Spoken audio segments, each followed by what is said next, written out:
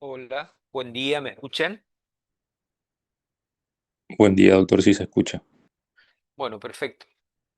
Vamos a comenzar hoy y vamos a abordar todo lo referente a patologías de interés estomatológico de origen micótico, es decir, todas aquellas enfermedades producidas por hongos que tengan repercusión en cavidad bucal. ¿Pueden ver la imagen que estoy compartiendo, no? Sí, doctor. Hola, ¿se ve la ventana? Sí, doctor, se ve. Bueno,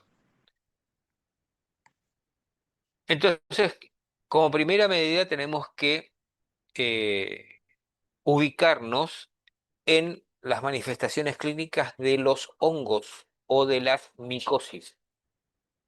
Estas alteraciones pueden ser clasificadas de acuerdo a la prevalencia de los órganos que afectan. Así tenemos que las micosis pueden ser eh, superficiales y profundas. Superficiales, como su nombre indica, afecta esencialmente a mucosas y porción cutánea, y entre ellos los sectores que se encuentran comprendidos en cavidad bucal. Y las profundas son aquellas que afectan órganos, como su nombre lo indica, en profundidad. Por ejemplo, aquellos que se encuentran comprendidos aparato respiratorio, digestivo, etcétera. Entonces, básicamente, vamos a ver dos grupos y dentro de las superficiales existen numerosos tipos de hongos que producen micosis, que es la manifestación eh, clínica, pero dentro de un número muy grande de hongos que afectan a la cavidad bucal, tenemos aquellos eh, que son más frecuentes y dentro de ellos tenemos a la cándida, también conocida como Cándida albicans, y me aguardan un momentito, por favor.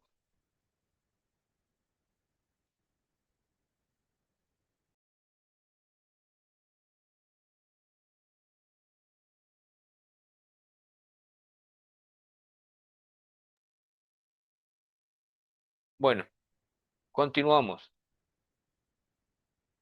Entonces, la forma más conocida de las micosis superficiales que afectan al sistema estomatológico es el de la Cándida albicans. Este es un hongo que nosotros hospedamos. Cuando decimos que nosotros hospedamos, quiere decir que estos gérmenes se hospedan en nuestro organismo y por lo tanto viven a expensas nuestras. Pero eh, pueden presentarse de dos formas. De una forma saprófita, que es cuando nosotros hospedamos el germen y no genera ningún tipo de enfermedad, y de una forma patógena es cuando se produce un desequilibrio entre los gérmenes que hospedamos y esto hace manifestaciones clínicas. Entonces, ¿dónde se localizan habitualmente el género Cándida? En el tracto digestivo, en lo que son órganos genitales externos y también en el tracto genital femenino. em, Siempre se halla en el esputo expectorado y generalmente en la orina de los pacientes que son sondados o que están sondados o pacientes que están internados. Las características que va a poseer este hongo es que como nosotros hospedamos al hongo, es saprófito en cavidad bucal y puede volverse patógeno, que es lo que le había mencionado antes, cuando se produce un desequilibrio entre eh, los componentes de la microbiota bucal. Entonces en esos casos se produce una alteración de las mucosas, o también puede ser por disfunciones del sistema linfocítico, del sistema inmune, el celular no funciona como corresponde, entonces en esos casos prevalece el hongo, o bien en situaciones donde existe una disminución muy marcada del sistema inmune y ello lleva a la preponderancia de los gérmenes, eh, o bien, por ejemplo, también en otras enfermedades que producen una alteración a nivel del sistema inmunológico muy característico del SIDA. Em,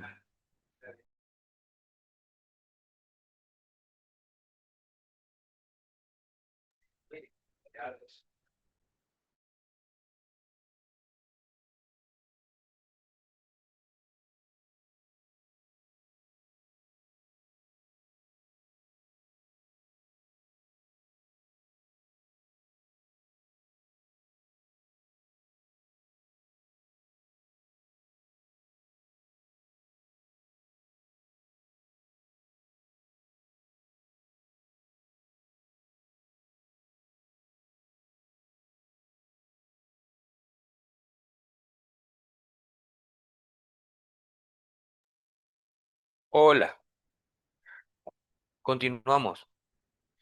Em, y por supuesto también se dan aquellos desequilibrios eh, a nivel hormonal y a nivel humoral. Respecto,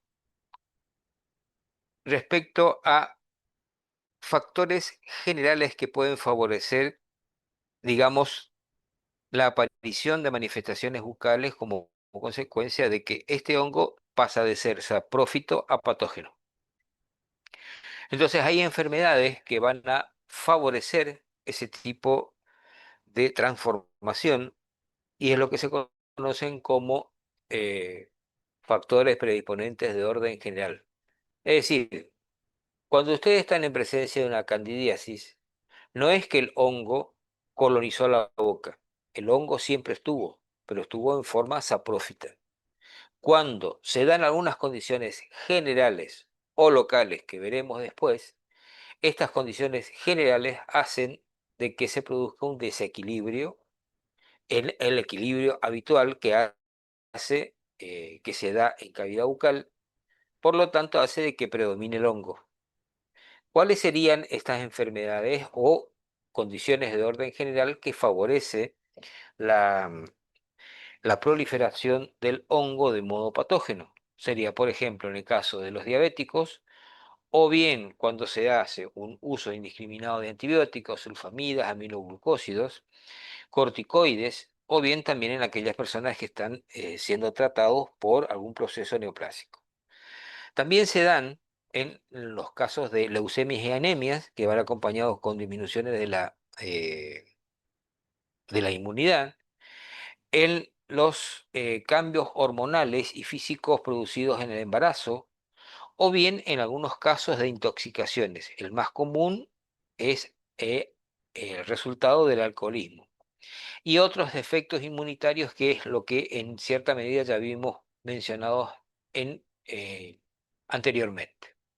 Dentro de los factores locales que van a eh, favorecer el desarrollo de modo patógeno de este hongo, tenemos que es la serostomía o bien los extremos en relación a la higiene oral, o una falta de higiene o el abuso del mismo.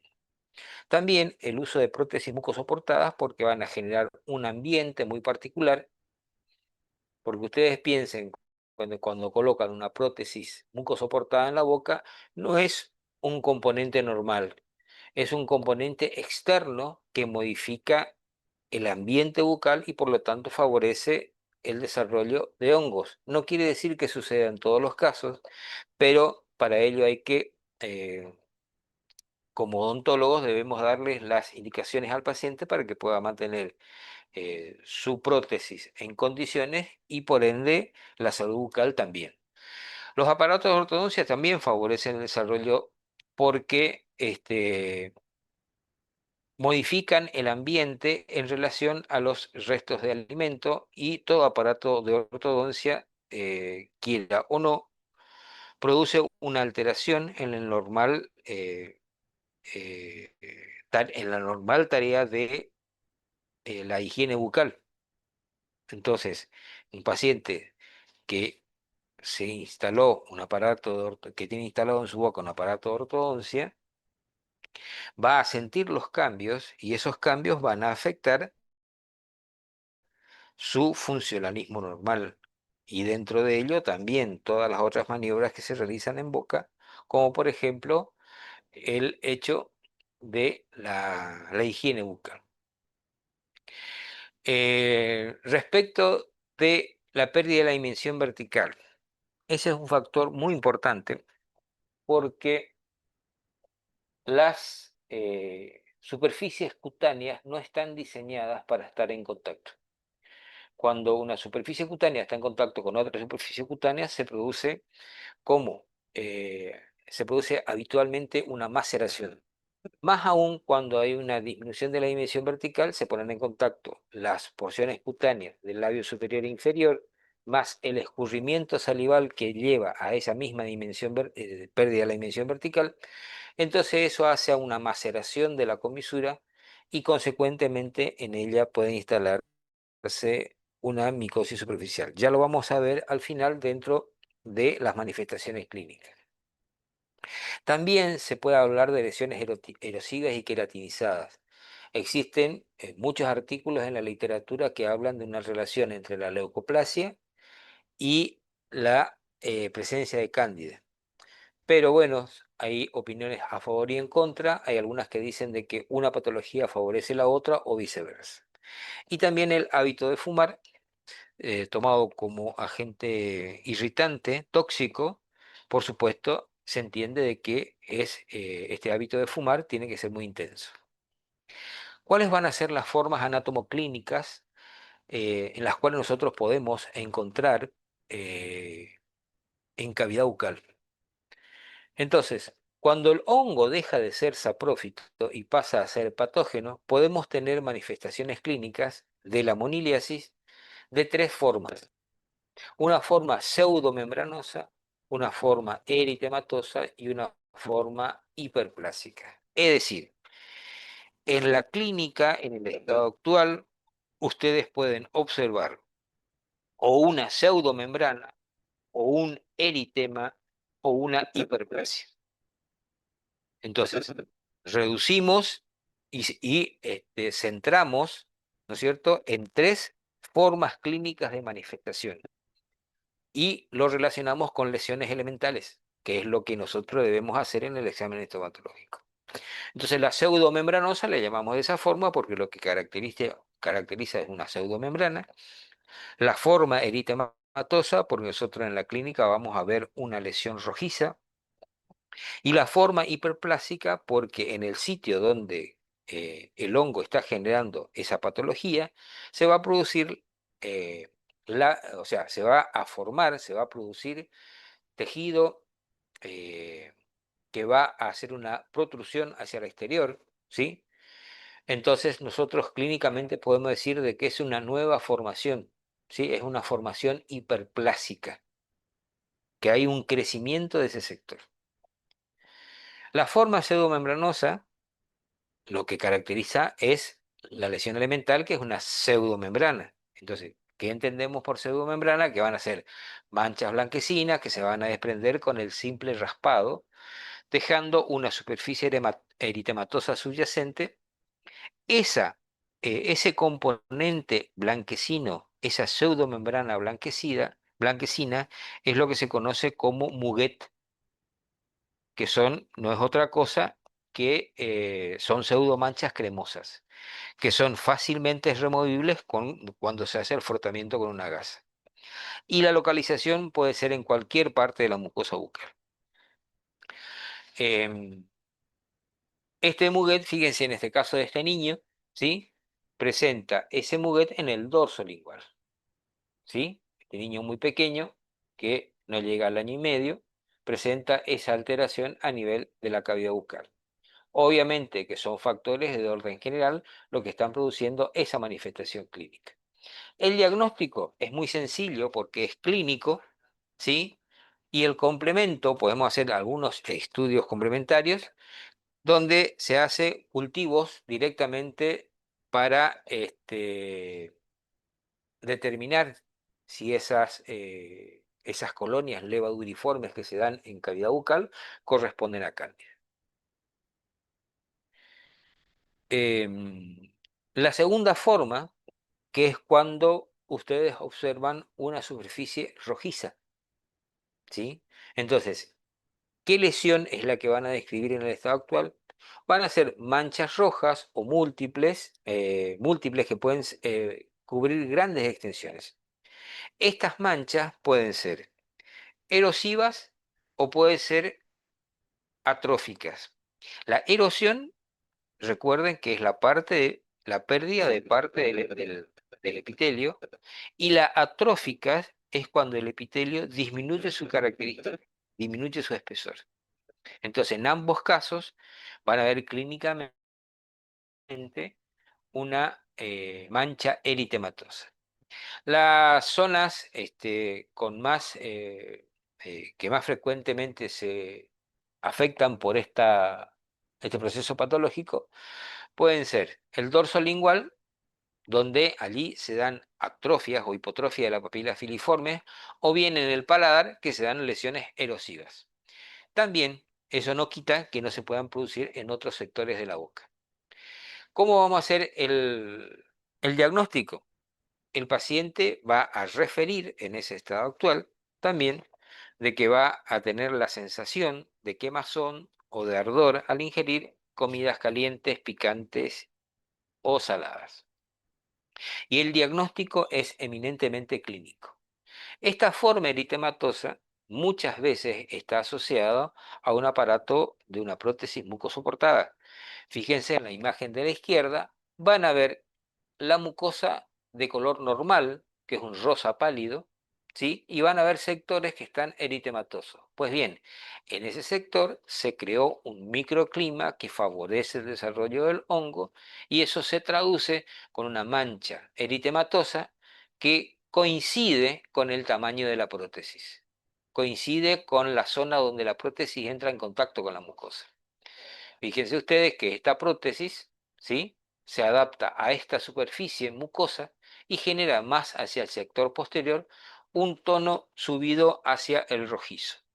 Ese es un ejemplo clásico de la moniliasis del tipo eritematoso. Acá otro ejemplo más, donde pueden ver también la manifestación de la monilia, donde se ven las superficies eritematosas, ¿sí? Son dos pacientes que presentan más o menos las mismas características. Bien, la forma hiperplásica cuando ustedes hablan de una lesión hiperplásica, quiere decir que es una lesión productiva, que sobresale de la superficie epitelial habitual, normal. Entonces, esa hiperplasia no es otra cosa que una elevación circunscripta que pueden ser de distintas características. Pueden ser rojas, pueden ser rosadas, la superficie puede ser lisa o puede ser rugosa, ¿sí? Y la localización de esa forma hiperplásica se da esencialmente en las comisuras labiales, en bordes linguales y paladar. Fíjense esta forma hiperplásica, que a su vez está relacionada también con un aparato de prótesis mucosoportada. Convengamos que la prótesis ya merece un recambio, por lo tanto esta prótesis que ya estuvo reparada y que evidentemente tiene una desadaptación muy marcada, favorece al desarrollo de esta proliferación de los tejidos blandos en función de la irritación crónica. Recuerden ustedes cuando vieron en años anteriores procesos inflamatorios. El proceso inflamatorio tiene varias etapas. Una primera etapa que es humoral, una segunda etapa que es celular y una tercera etapa que es cuando ya se está entrando en la cronicidad, donde los tejidos van a reaccionar aumentando los componentes anatómicos e histológicos.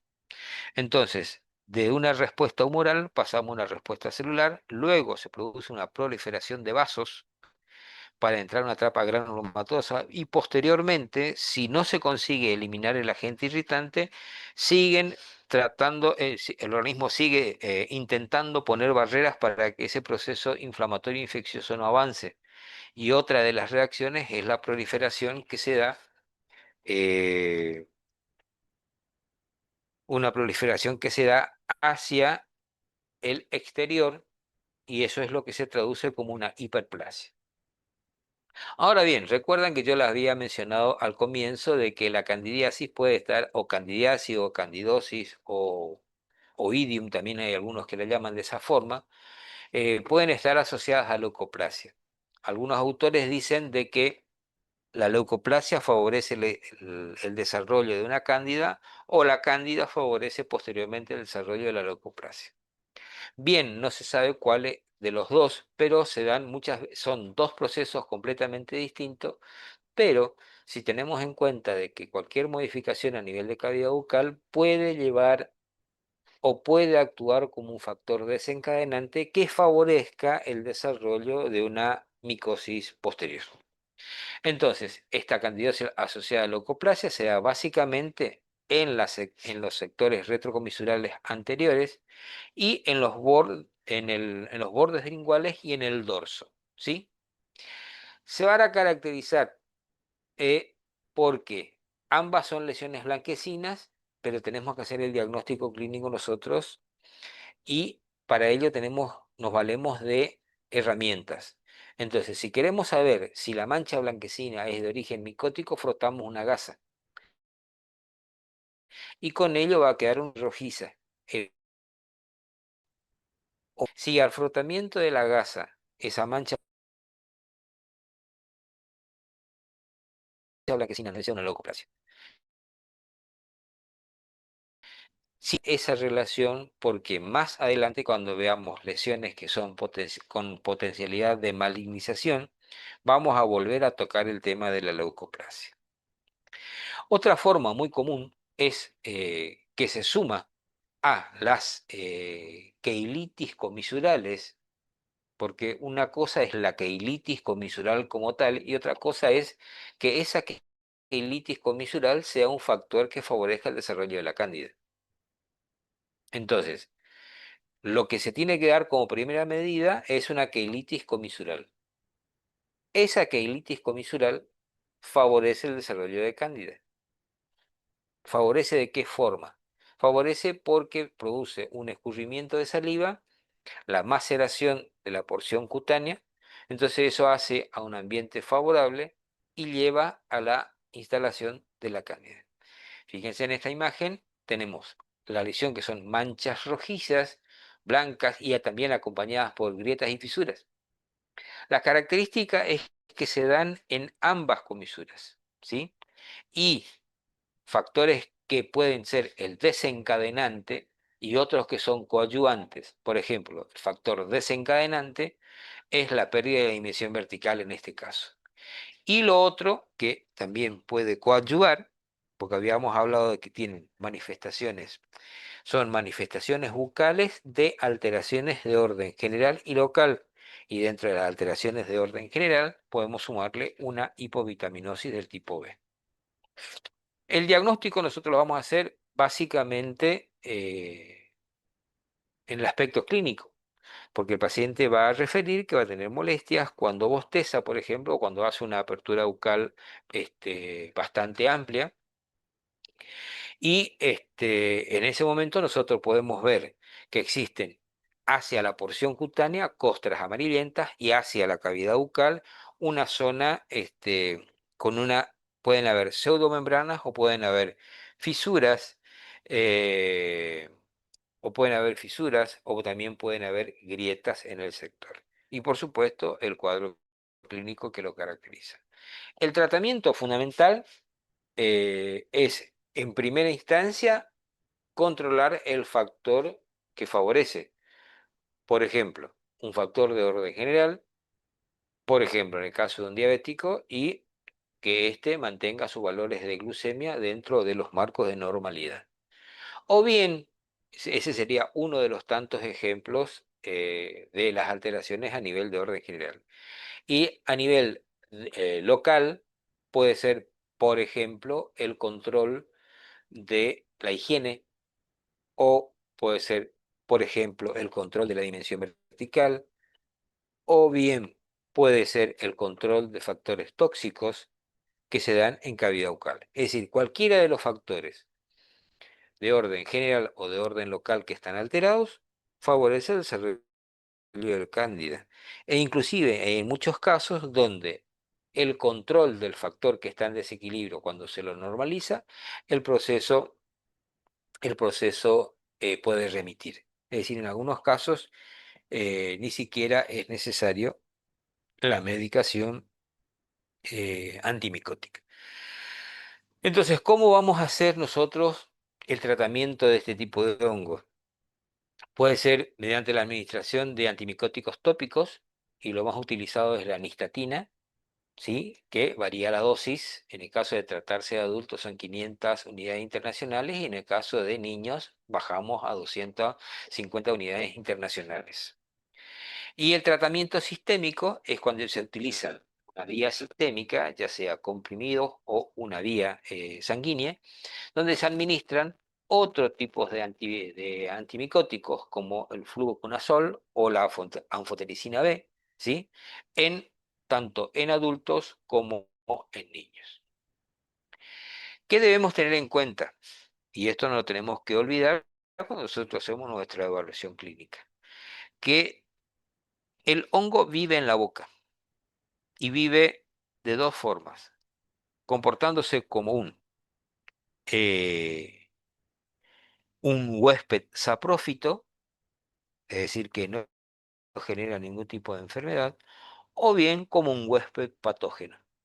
Entonces quiere decir que al hongo no lo podemos eliminar, sí podemos controlar las acciones, ¿sí? Entonces debemos tener en cuenta esa característica del oportunismo de este germen. También se va a asociar con cualquier otra alteración de la cavidad bucal, o sea, cualquier alteración de las mucosas puede ser un factor local que favorezca el desarrollo del hongo. O bien puede ser que el hongo se sobreagregue a una infección. O la otra característica es que este hongo prolifera muy rápido y coloniza rápidamente toda la cavidad bucal, como en su presentación patógena. Y lo otro importante a tener en cuenta es que, como nosotros tenemos dentro de la candidiasis manifestaciones que son de color blanco y otras manifestaciones que son de color rojo, tenemos que hacer un diagnóstico preciso para determinar si es, por ejemplo, una moniliasis pseudomembranosa de una leucoplasia, que es el ejemplo que le había citado anteriormente con el hecho de frotar una gasa. O bien de las manchas rojas, que nosotros podemos decir de que es un eritema, está en relación a una forma eritematosa de una Candida albicans, ¿sí? Y hacer la diferencia con otras enfermedades que pueden producir las mismas características clínicas, ¿sí? Entonces, eso es lo que debemos tener en cuenta cuando realizamos nuestra evaluación clínica, porque básicamente todo este contenido teórico está destinado a la evaluación clínica que nosotros realizamos. Bien, esta es la bibliografía que pueden utilizar para obtener más información respecto a la candidiasis, pero les recuerdo que se evalúan en los parciales son los que están exclusivamente expuestos en el aula virtual. No hay nada que se pregunte por fuera. Hay muchísimas cosas que se pueden preguntar por fuera de los contenidos, pero nosotros recordemos de que estamos en una formación de grado. Hay muchas cosas más que se pueden agregar, pero cuando ya esa formación sea en posgrado. Por lo tanto, esto es lo suficiente con que ustedes manejen. Bien, ¿se entendió hasta allí? Todo perfecto, doctor. Sí, doctor, Hola. gracias. Bueno, voy a dejar de presentar esta ventana y voy a compartir otra ventana. Voy a compartir otra ventana más que ya está en relación a las micosis profundas. A ver, ¿pueden ver? Allí Sí, dice doctor. blastomicosis sudamericana. Bien. Em, Así como hay hongos que tienen su mayor presentación clínica a nivel superficial, antes de entrar a las micosis que son puramente profundas, tengo que aclararle lo siguiente. En biología, 2 más 2 pueden ser 3 o puede ser 5. Es decir, el límite es flexible. El límite entre salud y enfermedad es flexible. Y a su vez, las manifestaciones clínicas no son exactas, o sea, no se ajustan a una fórmula. Hay pacientes que tienen moniliasis exclusivamente superficiales. Pero ¿qué piensan ustedes si yo les digo de que existen formas de infección micótica por cándida profundas? A lo que voy es lo siguiente, existen formas profundas de moniliasis, pero son las menores, porque se dan en cuadros clínicos de tratamiento médico, ya no de tratamiento odontológico. Y el ejemplo más común de la moniliasis profunda, y que puede ser inclusive mortal, es el granuloma moniliásico. O sea, a los que le interesa leer respecto de este tipo de alteraciones, se dan estas enfermedades se dan en pacientes que están muy desnutridos, muy inmunosuprimidos o caquécticos en alguno de los casos. Entonces, la moniliasis es una micosis preferentemente superficial, no exclusivamente superficial. Entonces, pueden tener manifestaciones en la profundidad, pero no es nuestro terreno de acción, por lo tanto, es simplemente lo que le estoy diciendo es de carácter informativo. Luego tenemos las micosis profundas, que ustedes dirán, ah, bueno, las micosis profundas son de ubicación exclusivamente en la profundidad. También se ajustan a la misma descripción. Son de ubicación preferentemente en profundidad, pero ¿por qué nos interesa a nosotros? Porque hay manifestaciones en boca y en los tejidos que la rodean. Por lo tanto, esas manifestaciones en boca y en los tejidos cutáneos que la rodean no es una manifestación en profundidad, es una manifestación superficial. Pero como la mayor cantidad de afecciones se dan en la profundidad, se las clasifica a las primeras como micosis superficiales, preferentemente, habría que agregar esa palabra, y al segundo grupo micosis profundas, preferentemente. ¿Estamos? Porque en definitiva, en cavidad bucal, nosotros vemos manifestaciones en la superficie, ya sean de afecciones, de hongos de preferencia superficial y en los otros de preferencia de ubicación profunda. Bien, ahora, dentro de las micosis profundas existen muchas micosis profundas, pero a nosotros nos interesan particularmente dos, que son las que están en relación a las zonas endémicas. Y tenemos dos afecciones producidas por hongos profundos, una que afecta a nuestra región, que es la zona de clima templado o semitemplado, ¿sí? Yendo más hacia cálido, que sería el norte argentino, en el cual nosotros estamos comprendidos, y el sur de Brasil. Esa sería una zona, ¿sí? Hagan una franja en el globo terráqueo donde se desarrollan este tipo de hongos en el ambiente, porque estos hongos no están, nosotros no somos huéspedes de estos hongos, a diferencia de la cándida. A la cándida la tenemos porque hospedamos a la cándida y ésta puede en algún momento volverse patógena. Pero los hongos profundos, lo de educación, lo de manifestación profunda, nosotros no portamos esos hongos. Esos hongos los incorporamos del medio ambiente.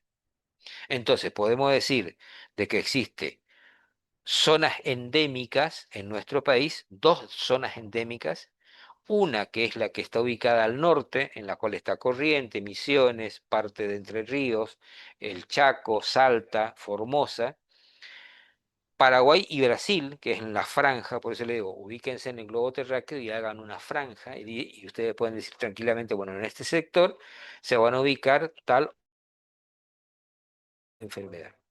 En esa franja del norte argentino, más los países limítrofes, se ubica la blastomicosis sudamericana. Esta blastomicosis sudamericana tiene sinonimias con las que se la conoce. Entonces, podemos decir que también se conoce como paracoccidioidomicosis, ¿sí? O van a encontrar en los libros que bajo la denominación del granuloma paracoccidioideo, ¿sí? La etiopatogenia, el germen productor, eh, así, por ejemplo, hago la comparación con la cándida. La cándida, el germen se llama Candida albicans. En este caso, el productor de esta enfermedad, de esta blastomicosis, el agente productor es el Paracoccidioides brasiliensis. Este hongo, una vez que se incorpora al cuerpo, va a producir todo el cuadro patológico, ya lo vamos a ver. Y la incidencia se da, y la incidencia se da preferentemente en el sexo masculino y en una edad eh, entre 30 y 60.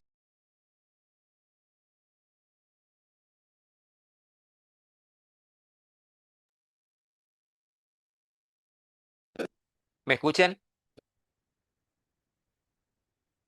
Sí, Doc, se lo escucha. Bueno, continuamos. Entonces, en nuestro país van a existir zonas endémicas, por lo tanto, ustedes, al ser habitantes de estas regiones, van a tener en cuenta que se pueden producir, pueden recibir pacientes con manifestaciones bucales de este tipo de patología, porque es la zona endémica. Entonces, ¿cuáles son las zonas que nos interesa básicamente? Corrientes, Chaco, Misiones, Formosa. También se dan en parte de Santiago del Estero y en algunos casos también en Salta. Pero básicamente la región en la cual afecta. Em, ¿Cómo se va a contagiar este germen? El germen va a entrar al organismo a través de dos vías. Yo les había dicho de que este germen, cuando entra en contacto con el organismo, se instala como un ente patógeno, a diferencia de la cándida que vive en nuestro organismo y que de acuerdo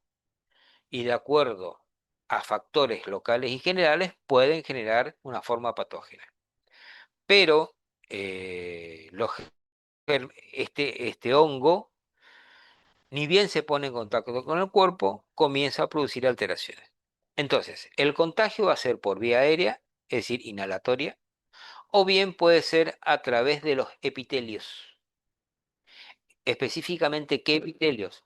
Epitelios mucosos de la zona bucal y de la zona anal. Se necesita para que ingrese a través de la vía mucosa anal o bucal una efracción de la mucosa, porque mientras que el epitelio está íntegro, no se produce la introducción del germen en el organismo. Se necesita que se dé una efracción de la mucosa. Y esa efracción de la mucosa puede ser sintomática o no. Por eso es que la forma de contagio generalmente a nivel anal se da en los pobladores rurales en el momento de eh, limpiarse después de defecar la zona genital, la zona anal, con arbustos, los cuales están cargados con estos gérmenes y al frotar contra la zona anal producen microefracciones y con ellos la inoculación del germen. Una vez que el germen está dentro del organismo, va a ser una eh, se va a difundir, se va a diseminar en el organismo y para ello va a utilizar todos los recursos. Va a acceder a los vasos linfáticos, a los vasos sanguíneos y a través de ellos se van a transportar al resto del organismo, o bien cuando alcanzan el laxo, el corion, se pueden diseminar por continuidad. Las lesiones que se van a dar, estas serían a nivel general, son básicamente a nivel de intestino, específicamente en el colon. Se va a dar en manifestaciones en vesícula biliar, próstata, sistema nervioso, huesos, pulmones y a nivel de de la formación a nivel de corion hace a la conformación de nódulos cutáneos también. Bueno, las manifestaciones clínicas nosotros las vamos a tener o sea, las manifestaciones clínicas bucales van a afectar, fíjense, encía vestibular, paladar, lengua, mucosa yugal y labios. Prácticamente afecta toda la cavidad bucal. Estamos hablando de una micosis superficial que tiene este tipo de manifestaciones que son locales. Y acá viene lo que nosotros debemos eh, identificar en la clínica. Nosotros en la clínica, ¿qué podemos ver? Podemos ver una estomatitis belvética o estomatitis ulceromoriforme.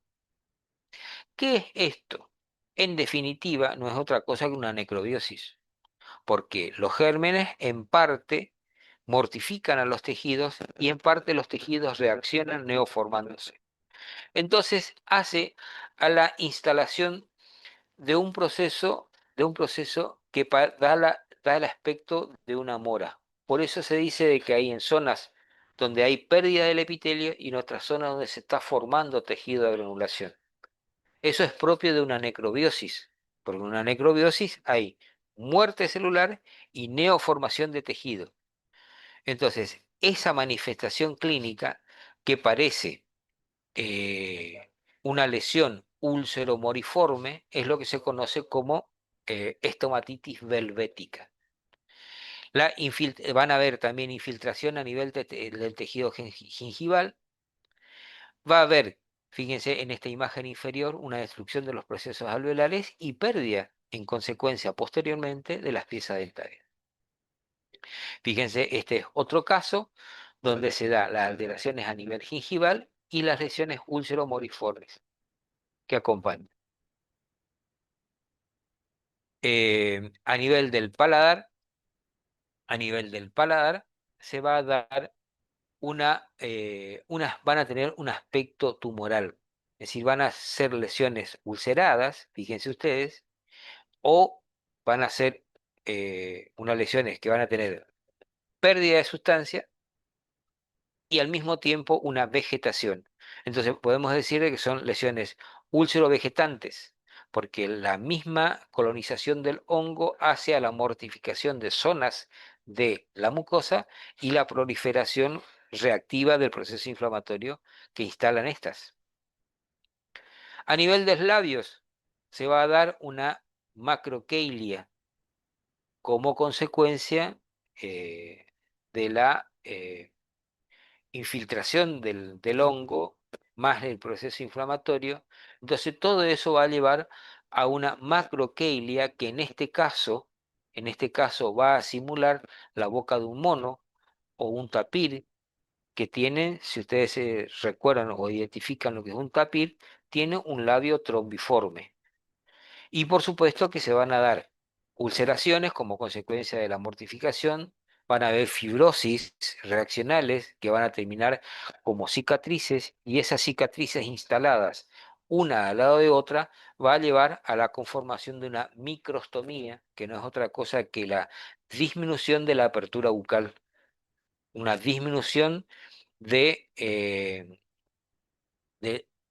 tanto del labio superior como del labio inferior y la apertura bucal va a ser mucho menor.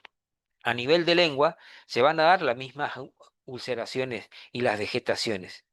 Como consecuencia de esas ulceraciones y vegetaciones, va a llevar a un aumento del tamaño de la lengua. Entonces, esa lengua se va a presentar con una macroglosia, y como consecuente a la macrolosia se van a dar indentaciones, que es lo que ustedes están viendo acá en el borde lingual.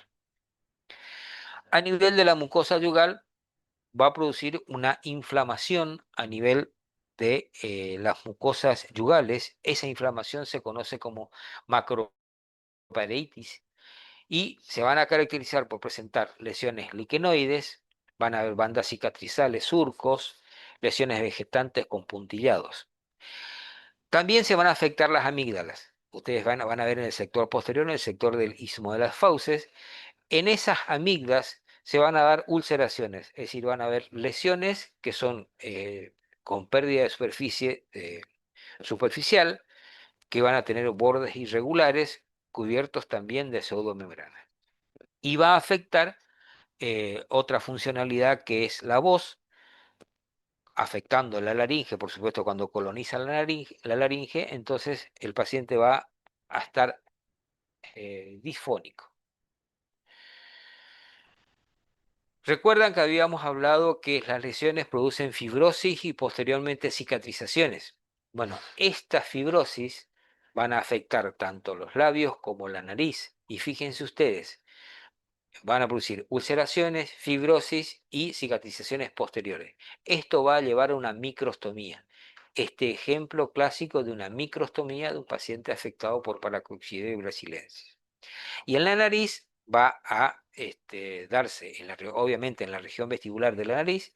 Y otra característica es que no va a destruir el cartílago, destruye el epitelio. La sintomatología que vamos a ver en estos casos, o sea, cómo se va a presentar clínicamente el paciente, va a tener cialorrea, halitosis, odontalgia y disfagia. Esto no es necesario que lo explique porque esos términos ustedes los conocen perfectamente. Y el hecho de que la difusión de los hongos se hace a través de vía linfática, porque habíamos dicho que la difusión se hacía por contigüidad, vía linfática y vía sanguínea. Al hacerse por vía linfática, en algún momento llegan a los ganglios linfáticos y colonizan los ganglios. Entonces, al colonizar los ganglios linfáticos, produce un cuadro que se llama adenopatías. Como son muchos los ganglios linfáticos que se afectan, producen poliadenopatías y los ganglios que más se afectan en nuestro territorio es el submaxilar y los genianos. ¿Qué características van a tener estas adenopatías? De que son indoloras y son móviles. Y acá viene una característica que quiero que presten atención. Existen, es decir, que va a servir para nuestro diagnóstico diferencial más adelante. Si ustedes localizan una adenopatía indolora y es móvil, eso les tiene que dar la tranquilidad de que es muy probable que están en presencia de una micosis profunda.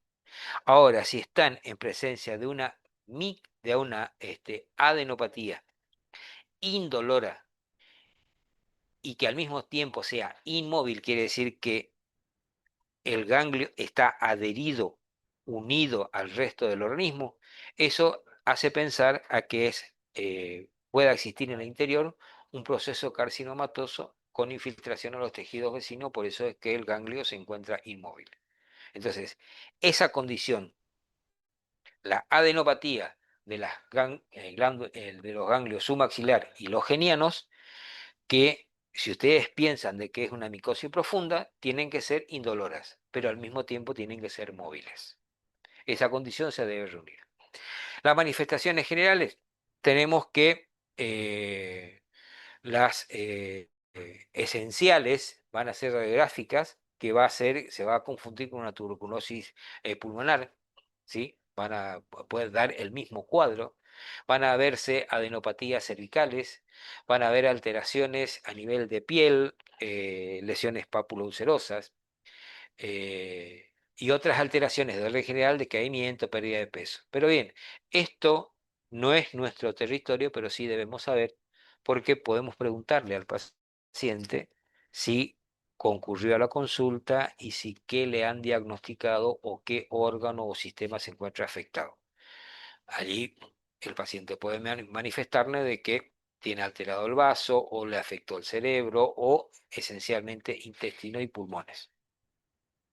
El diagnóstico va a ser clínico, pero debemos sumarle, ¿no es cierto?, los estudios histológico o histopatológico y el micológico. Y el diagnóstico diferencial va a ser con otras, con una parasitosis, por ejemplo, en el caso de la leishmaniasis, que ya lo vamos a ver, o en el caso de otra micosis profunda, que es la histoplasmosis, que finalizado esta primera parte vamos a abordar el tema de histoplasmosis, o bien con lesiones ya del tipo carcinomatoso, como sería un epitelio. El tratamiento van a ser antimicóticos de administración sistémica y básicamente la medicación es la anfotericina B en goteo endovenoso. Son pacientes que eh, en su mayoría son internados. Y el pronóstico es favorable en la medida del caso que se haga un diagnóstico precoz y un tratamiento precoz. Porque las lesiones que deja son lesiones que no son mortales, pero sí producen alteraciones mórbidas, y el ejemplo común fue la imagen que le había mostrado del paciente que presenta una microstomía, ¿sí? Entonces producen alteraciones mórbidas que son muy importantes.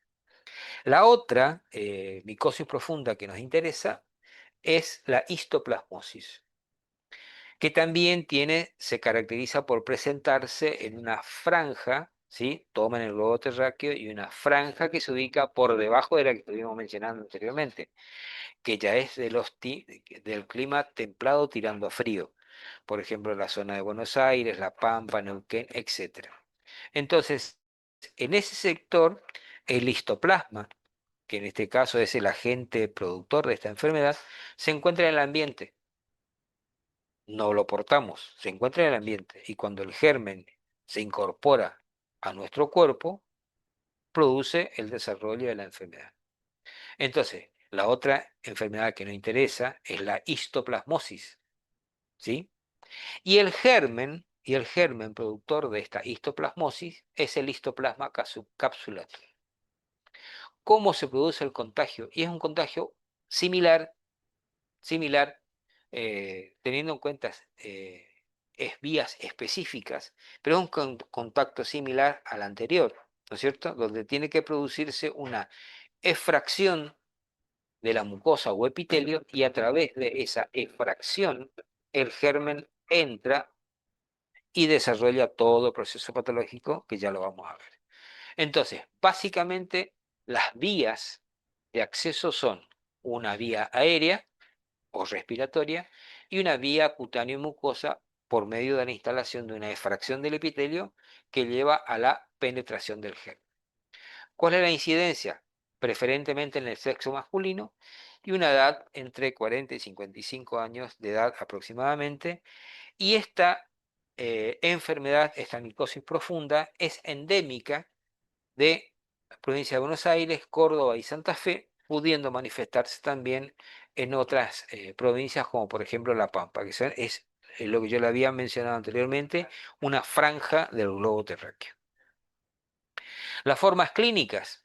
Las formas clínicas son 6 formas clínicas de histoplasmosis. A nosotros nos van a interesar la histoplasmosis generalizada crónica y la histoplasmosis bucofaringea solitaria. Existen otras que no nos interesan, como la histoplasmosis africana, porque se da en otro sector, salvo que el paciente se traslade de ese lugar, pero lo habitual de histoplasmosis que solemos observar serían estas dos. Sería la cuarta y la quinta, que es la que están resaltadas en negrita. ¿Cómo se va a manifestar el paciente? Fíjense, este es un paciente internado, está caquéctico, presenta alteraciones a nivel de los ganglios linfáticos, ¿sí? Con estas grandes eh, manifestaciones, es decir, el aumento del tamaño de los ganglios, que hace de que se traduzca a través de la piel.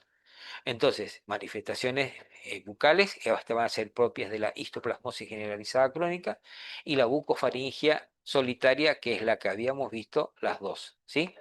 La generalizada crónica y la bucofaringia solitaria. Esta característica es la que reúne la, la presentación del paciente en su aspecto general. Eh, Fíjense que las manifestaciones que se dan en boca habla de un desdentamiento, hay una afectación periodontal, hay dolor dentario, también se da hacia la orrea, aliento fétido y a nivel de piel, a nivel de mucosa van a haber úlceras, pues, vegetaciones y nódulos.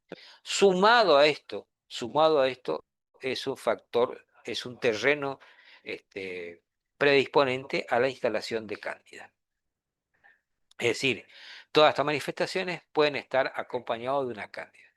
¿Cuál va a ser la lesión patognomónica? Nosotros le decimos patognomónico a algo que es característico, a algo que no se puede confundir. Entonces, la lesión patognomónica de la histoplasmosis es una lesión necrobiótica, blanquecina, pequeña, que es ligeramente elevada en la mucosa bucal, que tiene una consistencia fibrosa superficial, ¿sí? Y duele a la palpación, y todo el proceso va a estar rodeado de un halo rojo erosivo. Acá tenemos varios ejemplos de esta afectación, ¿sí? Cuando se da en lengua, por ejemplo, la característica es, como produce inflamación de la lengua, obviamente que se traduce en una macroglosia, va a haber una ulceración mediolingual, van a presentarse nódulos, van a haber nódulos que van a dar sectores con despapilaciones, van a haber vegetaciones, ¿sí? Y del proceso evolutivo de todo esto va a haber un proceso reparativo. Y ese proceso reparativo de las lesiones necrobióticas, de las erosiones que se dan y de las ulceraciones superficiales, el proceso reparativo que es la instalación de una cicatriz. Y esa cicatriz más otra cicatriz se van superponiendo y llevan a la conformación de bridas cicatrizales, que son, por ejemplo, estas que se observan en los bordes linguales. A nivel de los labios, el proceso inflamatorio va a producir una macroquelia, es decir, el aumento de tamaño. Y allí vamos a ver las lesiones necrobióticas, que ya le había dicho lo que es una necrobiosis. Es la coexistencia de lesiones de sectores mortificados con sectores que están produciendo una reacción granulomatosa. Además de eso, se van a ver nódulos y erosiones, y todo el labio va a tener una consistencia elástica. A nivel, esto de no lardáceo es para hacer diferencias con otro tipo de patología, pero por ahora tengan en cuenta que la consistencia es elástica, no lardácea. Lardácea se refiere a que tiene un aspecto a la carne de cerdo, ¿sí? Y las encías, y a nivel de las encías, se va a producir macrulia, que no es otra cosa que el aumento de tamaño de las encías. También se van a observar lesiones necrobióticas y se van a dar lesiones erosivas con un puntillado discreto. Acá viene el aspecto que necesito que ustedes retengan, que todas estas alteraciones pueden dar un aspecto tumoral, y cuando se dice tumoral hay que pensar en un aspecto neoplásico. Entonces, eso nos va a llevar a un diagnóstico diferencial posteriormente con lesiones que pueden tener una transformación maligna o bien ya la instalación de un proceso maligno de desarrollo en el sector.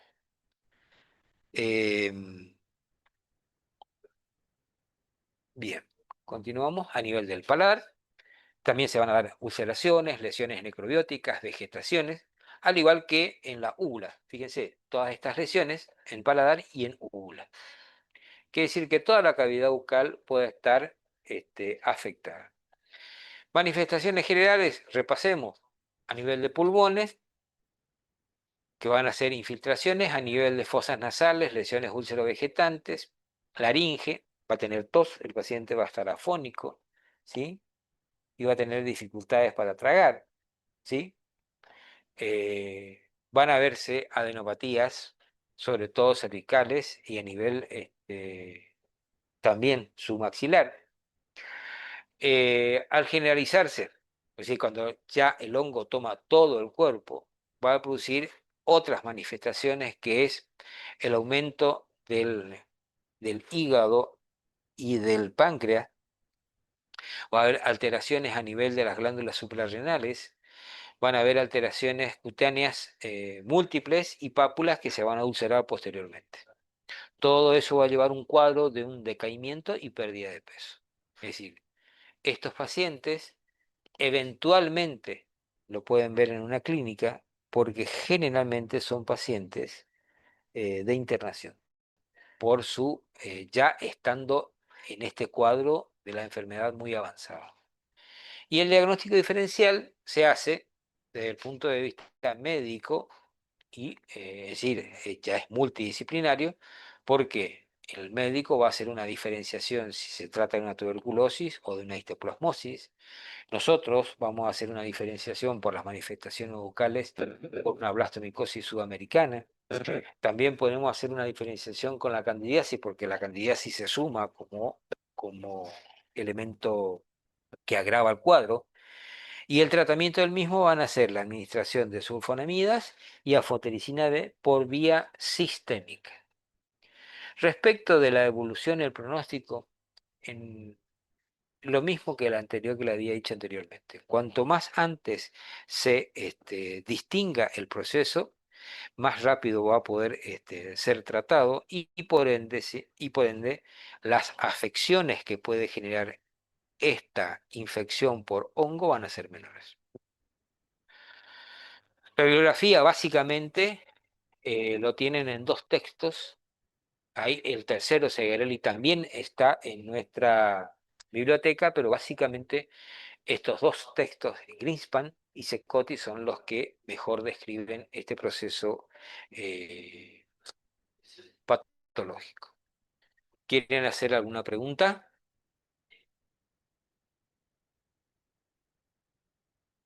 Hola, hola. No, Doc, se entendió Bueno, este perfecto, material gracias. lo tienen en el aula, o sea que lo tienen cargado como videos, para que puedan recurrir a ellos todas las veces que necesiten. ¿Estamos? De todas maneras, Gracias. cualquier duda que tengan, a mí me encuentran en el gabinete o nos vemos en la clínica. ¿Sí? Perfecto, Bueno, doctor, doctor. muchas gracias. Bueno, Gracias, doctor. tengan buen día. Hasta luego. Gracias, Doc. Igual. Gracias, Doc.